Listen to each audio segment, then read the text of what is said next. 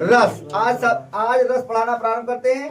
कक्षा 10 के विद्यार्थियों के लिए जो रस बहुत ही महत्वपूर्ण है। आपके पाठ्यक्रम में सिर्फ 2 ही रस हैं, हास्य रस और करुण रस। लेकिन यहाँ हम हल्के सरसरी नजर में सभी रस देखेंगे जितने हैं, लेकिन मुख्य रूप से उदाहरण सहित और परिभाषा सहित कौन 2 रस आपको अच्छे से समझना और पढ़ना है, वो है हास्य और करुण रस। समझ में आ रही है बात? अच्छा, तो हेडिंग डाल लो, रस। रस लिखो, रस। अब पहले सबसे जान लो रस क्या है। रस की परिभाषा लिख लो। लिखो, किसी काव्य को पढ़ने, किसी काव्य को पढ़ने, किसी नाटक को देखने, किसी काव्य को पढ़ने, किसी नाटक को देखने या किसी घटना विशेष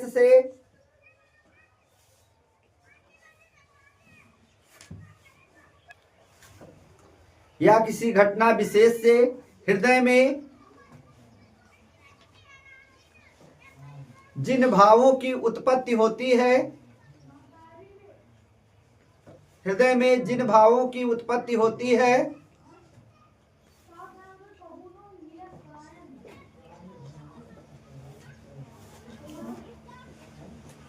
वह रस कहलाता है। हृदय में जिन भावों की उत्पत्ति होती है वह रस कहलाता है।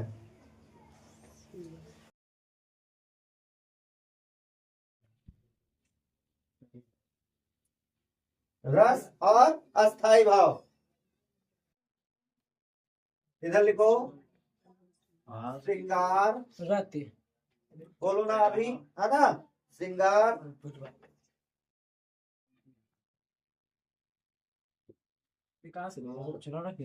नंबर 2, बोलो कौन कौन से रस है? याद है तुम लोगों को? याद करवाया था। हास्य, हाँ ठीक, करुण। नंबर 3, करुण। नंबर 4, शोक रस है कि करुण का अस्थाई भाव है? रौद्र।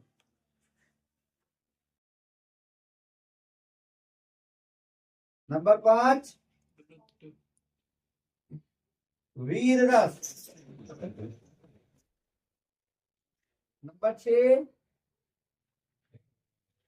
भयानक रस।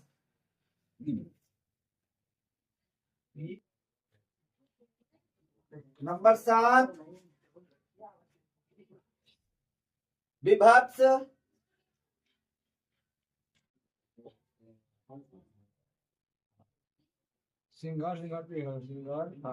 नंबर 8, याद करके रखना है सभी को, अद्भुत रस।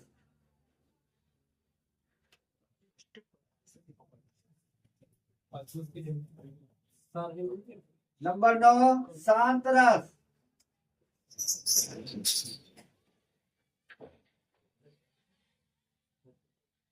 चलिए, इसका स्थायी भाव है रति। हाँ, हास्य का हास,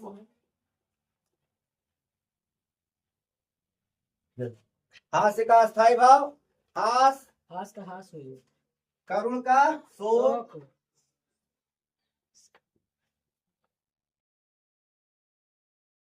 रौद्र, रौद्र का क्रोध, रौद्र का याद कर लेना है।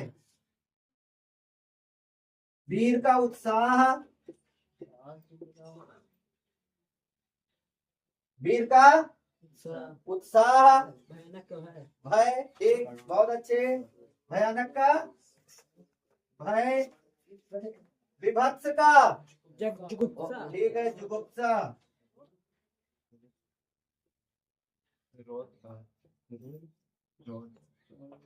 अद्भुत का विचित्र, विस्मय, विस्मय,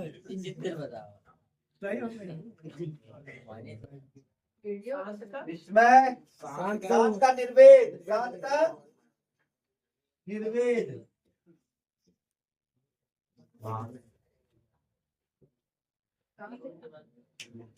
शांत का निर्वेद। लिखो नोट। तुम ज्यादा ज्ञान हमसे मत वात्सल्य को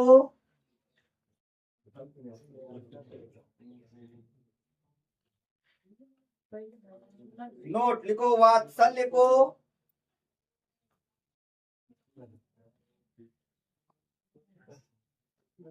भी 10वें रस के रूप में, वात्सल्य को भी 10वें रस के रूप में स्वीकार किया गया है। वात्सल्य को भी 10वें रस के रूप में स्वीकार किया गया है, जिसका स्थायी भाव अनुराग है, जिसका स्थायी भाव अनुराग है, स्वीकार किया गया है, जिसका स्थायी भाव अनुराग है। देखो, माता के प्रेम में वात्सल्य और ईश्वर भक्ति में वात्सल्य रस की निष्पत्ति होती है ना। अच्छा, चलो अब इसमें आपको पढ़ने कौन कौन से हैं? हास्य और करुण। आपके कक्षा 10 के सिलेबस में सिर्फ 2 ही रस, कौन कौन से? हास्य और करुण। तो अब हेडिंग डाल दो, हास्य रस।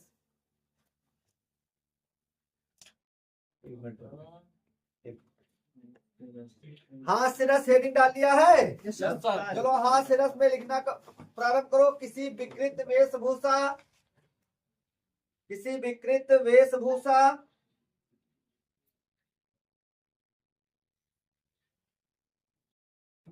रूप आकार वाणी,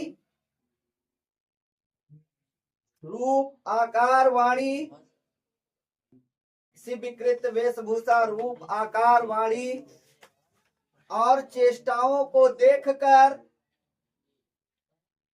किसी विकृत वेशभूषा रूप आकार वाणी और चेष्टाओं को देखकर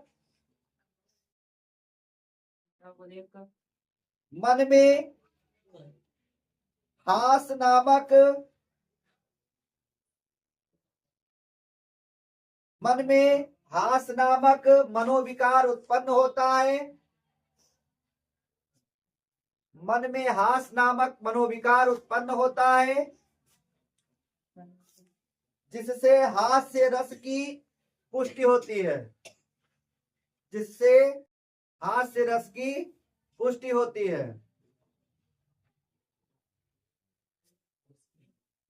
जिससे हास्य रस की पुष्टि होती है।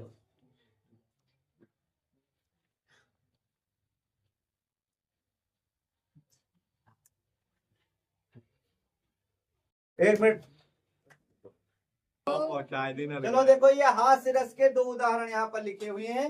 आप ये पूरा नहीं याद कर, इतना ही याद करके अगर लिख दोगे तो आपके नंबर कटेंगे नहीं। और ये वाला चाहे याद कर दीजिए, लिख के फिर भी नहीं करेंगे। इसका अर्थ समझ लीजिए, इसमें शंकर जी जब दूल्हा बन करके जाते हैं हिमाचल के मड़े में, तब का ये प्रसंग है ना।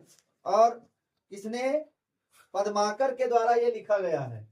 तो यहाँ पर लिखा है, हंसी हंसी भाजय दुल्हू दिगंबर को, मतलब हंस हंस कर भागती हैं। दिगंबर जो पीला वस्त्र पहने हुए शंकर जी आए हैं, जो दिगंबर का मतलब होता है, शंकर जी का एक पर्यायवाची शब्द है, नाम है उनका। ये पीला वस्त्र नहीं, पीतांबर का मतलब पीला वस्त्र होता है, मतलब वो बिना वस्त्र के हैं, बिना वस्त्र के हैं, बिना वस्त्रों के शंकर जी आए हैं। इस प्रकार से तो जो भी पहुनी, मतलब जो महिलाएं आई हैं हिमाचल के यहाँ न्योता करने के लिए, वो सभी वो नंग धड़ंग दूल्हे को देखती हैं एकदम, और अपने सांप वाप लपेटे, तो उनको बड़ी हंसी आती है उनको देख करके। वही यहाँ पर लिखा है, हंसी हंसी भाजे दुल्हू दिगंबर को। वो नंगे शंकर जी को देख देख कर जितनी पहुनी आई हुई है, पहुनी जो आवे हिमाचल के उछाह में, मतलब हंस हंस कर वो उछा वाले मड़हे में, मड़े मतलब माड़ो बनाया जाता है ना जब शादी की जाती है, तो वो माड़ो जो भी आती है, जो भी दूल्हे को देखती है, वो हंसकर भाग लेती है, अलग और अलग खड़ी होकर हंसने लगती है। तो यहाँ हंसी का प्रसंग है। आपको हास्य रस में क्या देना है? कोई ऐसा उदाहरण जहाँ हंसी का प्रसंग आया हो, तो यहाँ पर हंसी का प्रसंग है। शंकर जी इस प्रकार नंग धड़ंग बन के भभूत लपेटे हुए आए हैं और उसके ऊपर से अपने सांप वाप लपेटे बिल्कुल बैठे हैं, दूल्हा बन के आए हैं। तो उसको देखकर जो भी आती हैं महिलाएं वो हंस हंस कर भागने लगती हैं। तो वहाँ हंसी का प्रसंग है, इसलिए ये क्या है, हास्य रस की परिभाषा के साथ आपका उदाहरण है। समझ में आई बात। अच्छा, दूसरा प्रति प्रति सुनि उकसाही अकुसाही देखी दशा हरिगन मुस्काही। अब यहाँ पर देखिए बार, यहाँ पर तब का प्रसंग है। नारद जी एक बार एक सुंदर कन्या पर मोहित हो गए थे। लंबी कथा है, पूरी नहीं, लेकिन शॉर्ट में बताएंगे आपको कि एक सुंदर कन्या पर मोहित हो गए। विष्णु जी से जाकर उन्होंने कहा कि हमको इतना सुंदर रूप दे दो कि मेरी शादी उससे हो ही जाए। अच्छा, उसके साथ ये भी कहा कि वही काम मेरे साथ करना, मतलब जिससे मेरा भला हो। ऐसा चौपाई में है कि ऐसा करना कि जिससे मेरे साथ कुछ बुरा ना हो, मेरा अच्छा ही हो। तो अब विष्णु जी ने सोचा कि ये सन्यासी आदमी, इनको अच्छा रूप अगर दे दिया जाएगा तो क्या होगा कि ये फिर ब्रह्मचर्य इनका खत्म हो जाएगा, नष्ट हो जाएगा, इनकी शादी हो जाएगी। और वो बाल ब्रह्मचारी थे नारद, तो इसलिए उनको बंदर का मुंह दे दिया। उन्होंने क्या कहा था, बहुत सुंदर मुझे बना दो कि मेरी शादी हो जाए। तो विष्णु जी ने इस प्रकार विचार करते हुए उन्हें बंदर का मुंह दे दिया था। तो वहां पर सभा में आए, उन्होंने सोचा हमसे सुंदर कोई है नहीं, और ये कुमारी जो है, ये राजकुमारी जो है, ये हमारे ही बर डालेगी, बरमाला हमारे गले में डालेगी, मेरी शादी इससे आज पक्की हो जाना है। अच्छा, तो बार बार प्रति प्रति सुनि उकसाही अकुसाही देख दशा हरिगन मुस्काही। तो शंकर जी के गण उसी सभा में बैठे हुए थे। अब नारद बार बार जिधर वो जयमाल लेकर जाती, उछल कर जाते, आगे उसकी कुर्सी बैठ जाते हैं, ऐसे मुंह दिखाने लगते अपना। अच्छा, फिर वो आगे बढ़ जाती है, बार बार इसी प्रकार। तो वहां पर सभी सभा में उनको देख देख हंस रहे थे। और ये हरिगन जो शंकर जी के दो गण थे, ये भी हंस रहे थे उनको देख देख कि बंदर का मूल्य है, और दौड़ दौड़ उसके आगे जाते हैं कि हमसे शादी हो जाए इसकी। अच्छा, उनको ऐसा मालूम नहीं था, तहां रहे दो रुद्रगण कपटी देखो यहाँ पर एक वो प्रसंग भी है, जब वो बाद में बहुत हंसे, ये दोनों शंकर जी के गण थे, है ना, शंकर जी के गण थे, बहुत हंसे नारद को देखकर। और नारद जी से बाद में कहा, जाओ अपना पहले मुंह देखो, कहीं कुएं तो कुएं झांक कर देखा, तब इनको पता चला, अरे मेरा मुंह तो बंदर का है, इसीलिए शादी मेरी नहीं हुई इससे। इस प्रकार जब उसको पता चला, तब कहाँ रहे दो रुद्रगण कपटी पापी दो। ऐसा है कि नारद जी ने उनको श्राप दे दिया था कि हंसो हमें सो ले फल बहुर हंसो मुन को, और जा ही निशाचर हो तब। उन्होंने कहा, कमंडल से अपने पानी निकाला। वो नारद जी बहुत ही ब्रह्मचर्य का पालन करने वाले, तो उनका श्राप लग भी जाता था।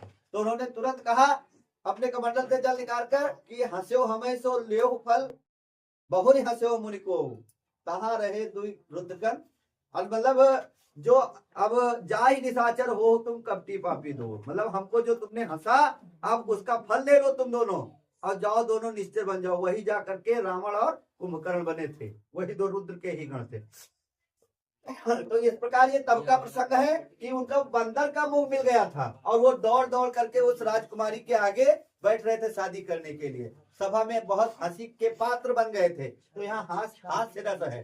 तो इसको प्रति प्रति सुनि उकसाही अकुसाही नारद के बारे में है। देख दशा हरिगन मुस्काही, वो हंस रहे थे, हरिगन मतलब जो शंकर जी के गण थे वो हंस रहे थे। यहाँ पर तब का प्रसंग है। चलिए, ये बात हो गई। अब अगला आप हेडिंग डालिए, करुण रस।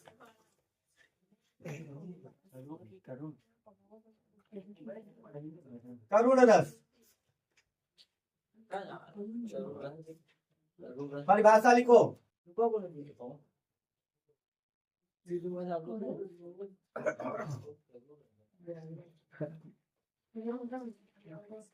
करुण रस, इसमें चलिए इसका उदाहरण लिखिए।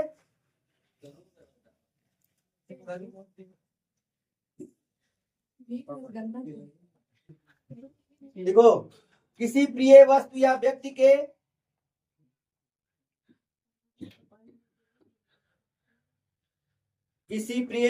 व्यक्ति के नष्ट होने या मरने, नष्ट होने और मरने,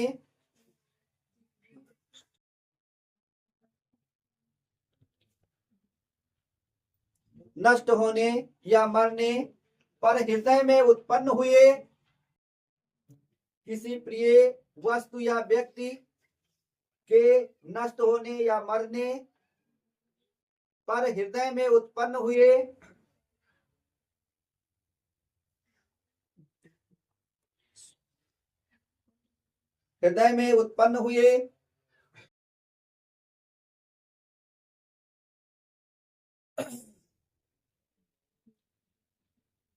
क्षोभ को करुण रस कहते हैं। हृदय में उत्पन्न हुए क्षोभ को करुण रस कहते हैं।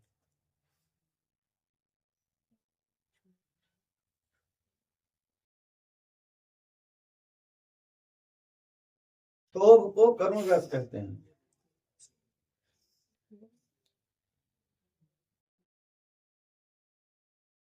क्षोभ को करुण रस कहते हैं। अच्छा, इसका भी उदाहरण लिख लो। चलो लिखो। मणि खोए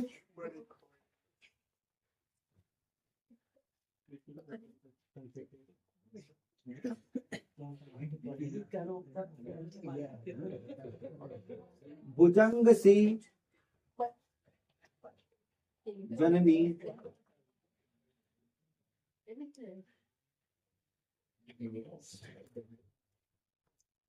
मणि खोए भुजंग सी जननी हनसा पटक रही थी शीश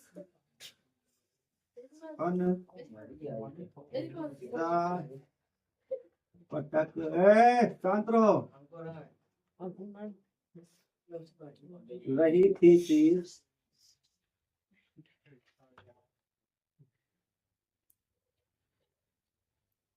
अंधी आज बनाकर मुझको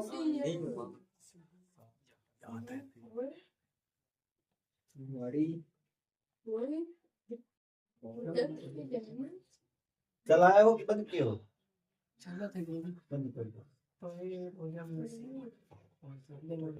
चलो देखो, इसमें करुण रस के दो उदाहरण यहाँ पर लिखे। परिभाषा आप लोगों ने लिखी ली है। मणि खोए भुजंग सी जननी फनसा पटक रही थी शीश अंधी आज बनाकर मुझको किया न्याय तुमने जगदीश। अच्छा, दूसरा, चाहे वो वाला याद कर लो, चाहे ये शोक विकल सब रोमई रानी रूप राशि बल तेज बखानी। बस इतना लिख देने से आपका नंबर पक्का मिल जाएगा। कहाँ लिखे? बहुत ही महत्वपूर्ण है।